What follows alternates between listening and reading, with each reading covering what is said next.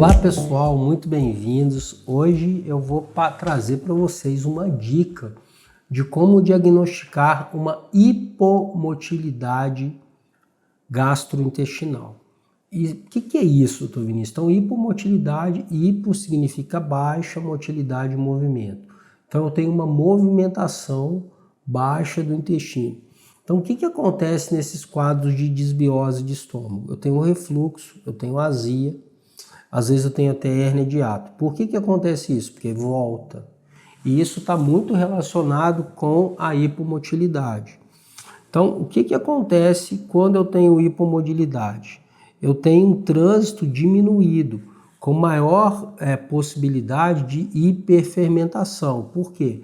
Porque essas fezes, esse material que não foi digerido, ele vai estar em contato por um período maior de tempo com as bactérias. Então, o que eu vou ter também? Eu vou ter sintomas de constipação. Então, o que significa as fezes em forma de bolinha? Significa que essas fezes, esse cocô, ele ficou muito mais tempo do que deveria no intestino. Só que às vezes o que acontece é o seguinte: eu tenho uma hipomotilidade de estômago, tá? E aí eu tenho uma hipermotilidade do delgado. Por quê? Porque quando existe fermentação excessiva e uma grande quantidade de açúcar, eu tenho uma coisa chamada fenômeno osmótico. O que é esse fenômeno osmótico? O bolo alimentar que está ali, ele puxa água. Então esse paciente, ele evacua 2, 3 vezes ao dia, só que as fezes são mal formadas. E mesmo assim ele apresenta hipomotilidade gástrica e hipomotilidade de cólon, ok? Então, mesmo não tendo as fezes em bolinha, isso aí é muito melhor eu fazer o breath test, né? Se eu tiver disponível o breath test, aqui na clínica a gente tem o teste respiratório com 4 gases, beleza. Se não tem, o que eu posso fazer? Eu posso fazer o teste do gergelim. Então, o que eu vou fazer? Eu vou comer o gergelim, e precisa ser o gergelim branco. Por que precisa ser o gergelim branco? Porque o preto você não vai enxergar lá no cocô, porque o cocô é marrom, então não vai ter aquele contraste. Então branco com preto gera contraste, ok? Então você vai tomar uma colher de chá de gergelim branco, tá? Vai comer essa semente inteira. E aí você vai começar a olhar para o seu cocô e ver quando que vai começar a sair esse gergelim branco. Então, se o gergelim branco sair antes de 12 horas, você tem um trânsito muito acelerado. Se sair entre 12 e 18 horas, você tem um trânsito intestinal normal. E até 48 horas precisa sumir. Então, precisa começar a sair entre 12 e 18 horas e até 2 dias não ter mais nenhum gergelim.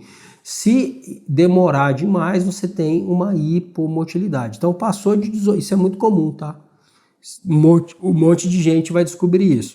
Todo mundo pode fazer? Não. Quem não pode fazer? Aquela pessoa que tem diverticulose.